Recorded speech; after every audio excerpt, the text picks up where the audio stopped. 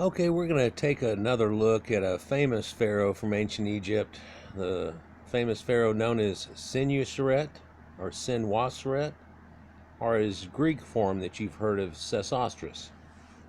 I've made a couple of different videos on him, one showing his campaign going up into Syria and how he had left certain effigies on people that didn't fight back, statuary there, that later got taken to look at as some type of Sodom and Gomorrah type thing.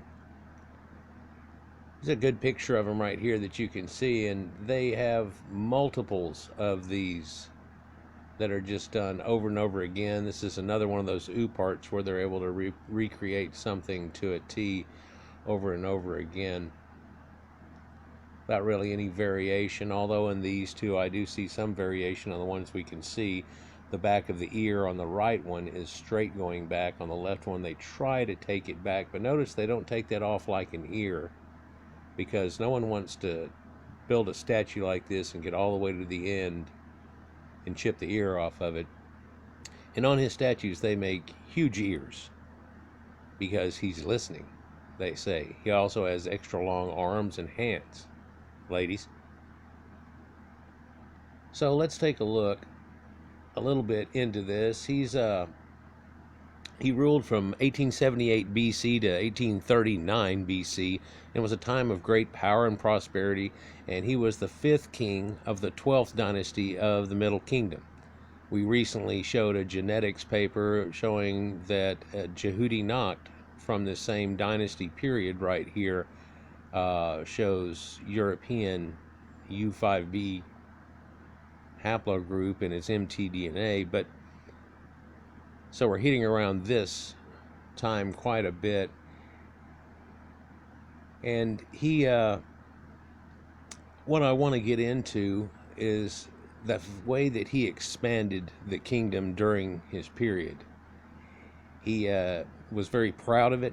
He expanded it into Nubia, and he took control of the Nile Delta, of course, very well, and back control of it, and so on. He carried out at least four major campaigns into Nubia in his years 8, 10, 16, and 19. His year 8 stela at Semna documents his victories against the Nubians, through which he is thought to have made the safe southern frontier, preventing further incursions into Egypt from Nubians. They won't tell you what it says because actually it gets pretty bad. He calls them herds and such, and it says that they're not allowed to ever come past that point forever. And basically, whenever you see them on the walls bringing tribute, they never really went down and met the pharaoh. They actually were still giving tribute here at this place that was known as Semna or Buhen. And there's a few different ones of them. We'll look into them slightly, and then we'll look at this one major one, and I want you to see the architecture of it, because that's really one I want to show you.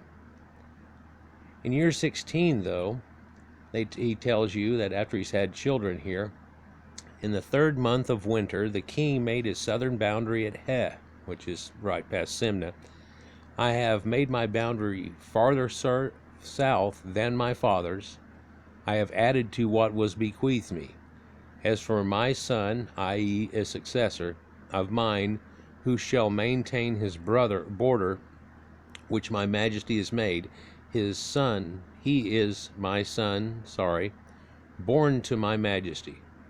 So in other words, if he will keep up with the border, he's a son. The true son he is, who champions his father, who guards the border of his begetter. But he who abandons it, he who fails to fight for it, is not my son. He was not born to me. Now my majesty has an image made of my majesty at this border, and the stelae, which this is written on, of course.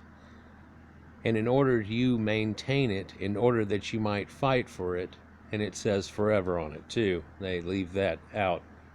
Both of them will end with that epitaph whenever it's transcribed there. So he made a few of these places at the border here, and they've got little pictures, if you will, of each one. If we'll look down on it, And he had a pyramid complex at Dashur, a lot smaller of a complex. But so he made these 4 sites. The one that we're going to look at is the one at Buhen. I know it's a little picture, guys, but you can see all these arches in here and this multi-leveled setup, and hopefully you can see that there's this trench that's running out there from it. See if I can zoom in on it. There. So there's a double colonnade there and a trench, but then there's a wall that was built upon this, and it has a topper on it that looks very much like, well, like English castles that we know of. It's actually castle, and there are even castles on it. So that's the one we're going to kind of look at, but he also built the one right near at Semna. And in it also there's a double fortification if you look at it here, and it's quite advanced too. Now it has that niched architecture all around the outside of it, but also that niche architecture helped them to make the castellades on top, and they always show it flat like this, but other people have said there were probably little castellatures on the corners and stuff of each one. There's also a place known as Shalfak, and it's another fortress, and again it's in that kind of Sumerian style that they talk about from before, where they're using this niched architecture. Another place known as Tashka, but yeah, it almost sounds like something out of Star Wars, but it's way up here, and they built a dam there and a canal, and so it's a little off more set to the western desert, but they're not going to show that one. And then here we have Oronarti. Now that was a Nubian word meaning island of the king, referring to the Caucasian Egyptians here. It's an island of the Nile just south of the Second Cataract and north of Sudan. The primary importance of the island lies in the massive ancient fortress that still stands on its northern end. This fortress is number ones that were constructed along during this time here that we're talking about. So not only did he make this one that we're going to show you, but he made 4 of them, so they were successive in each one. Later, after a few dynasties, though, went by the way and that went through the end of the Middle Kingdom, then they just seemed to abandon it and back off a little bit more and pulled all the way back. And it doesn't seem to be from attacks or anything. It was their own idea to just consolidate more, because they had more problems. You know, the Hyksos were coming and things like that, right? So, let's get one more look at him. And of course all the statues have the nose smacked off of him, but he has those huge giant ears, and that's so he can hear you better, if you will. He seems like he has a frown on him, and he's really like paying attention and so on too. He has a style that they want to show you in that. Let's go. This was on a Sphinx but knocked off, and later we'll see that same Sphinx here. Here's like the 3 that we were looking at before, and you can see how they're exactly the same. But can you notice that their arms are just far much longer than they're supposed to be? It's another trait I wanted to show you about Sesostris here. It's another thing I want to show you before that we leave there is who he left this to. For the successor, and the next one in line was Amenemhat. Amenemhat was his son and the next king in line, and we've shown his picture before too, and you can kind of see the resemblance. He has the cheeks and the little sourpuss kind of face on it, but they did that. And of course his arms are a little too long too. You can see how intricate that is. Not too hard to see their phenotype and so on that goes on, but once again, let's go back or forward to see this site at Buhen I was talking about. Well, the one trouble with showing you this actual site is that it's underwater now. They made a dam downriver here and ended up making a huge water reservoir for all the people in there. It kind of screws over the actual Nile at the very end of it there, and it doesn't do its massive flooding and occasional too much flooding. It's a lot more controlled and constant. But in that fact, they took a lot of places that were in ancient Nubia that maybe not even excavated yet, so we'll never really know because it's up to 400 foot deep here and extremely crocodile infested. Can you see the two that are right there? So this site is again on that southern border where we're looking at up past the cataracts. But here's one example of what it looked like. And it's kind of weird, but it has that double corbelled or niched architecture that's on it. But also, if you look outside of it, there's another area and then a mote. So we're familiar with moats from castles and so on too, right? But then they have to come back up. So anybody trying to fight these guys are going to have to deal with them from range and just getting pelted from along here, which has that up and down ballista type setup, like we would always think of Spanish and English castles. But with that double mote effect, they'd have to go through that and then get over and then try to get up some type of wall there. And so if you look at the drawbridge that was shown just there on the left and the moat that goes on and the way this thing looks and laid out with its castletures along it, helping to make up that niched architecture. This was one of the ones I also thought about doing from a different point of view, starting out right here and saying, where are we at? Spinning around it and showing this more and going, aha, where are we at?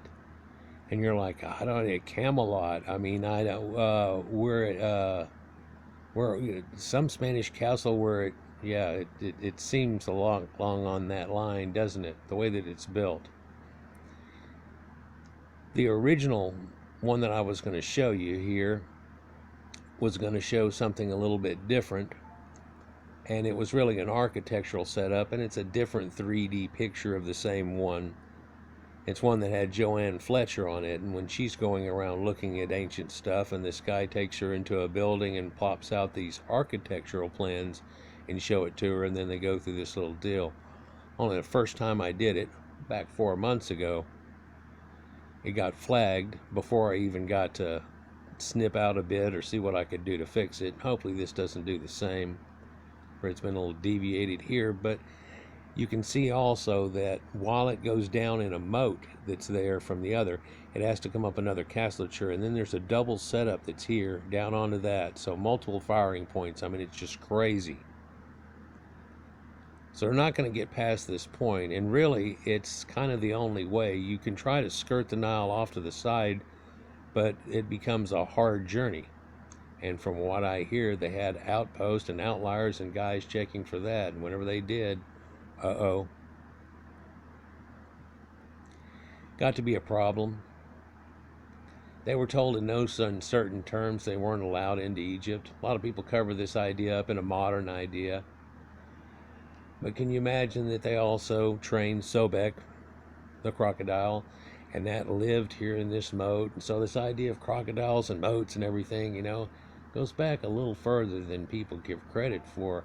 And this architecture that we see recreated in what we think of as a more modern form in medieval castles in Spain and so on like that has really been going on for thousands of years before that, hasn't it? Now the Hittites are known to have had all this castleture like this up on the top of theirs, and so this looks a lot like that, and one wonders who's mimicking who, because again, this is 1850 BC, and whenever they want to give credit for the Hittites, not too much farther back in range than that. But an interesting sight here, none to say the least, and whenever you look upon it from a distance, and if I was to tell you that, hey, this is a ancient castle here, where we at? Tell me truth. Would anybody have ever gotten to the point, if I wanted to play Where Are We At, that this was actually in Egypt? Other than the fact I talk about it a lot. I bet you would get Samaria and probably Hittites before you'd get that than you would ever think of Egypt. Am I right? So this double moted effect, incredible. A lot of firing ballista points and stuff going down on here, holes through the wall, another level above it firing down, on top firing down. It's pretty incredible. So you could see something like this going on in the past. So again, this is one of the great things that Sesostris bought us, or bought the ancient Egyptians here whenever he pushed it back. And all of these fortresses that are shown there are something that he had done and pushed the border on further. And what it was said about it kind of is quite revealing compared to what people are told about Egypt in a modern day. Like, share, and subscribe, and enjoy. Let me know what you think downstairs. Peace.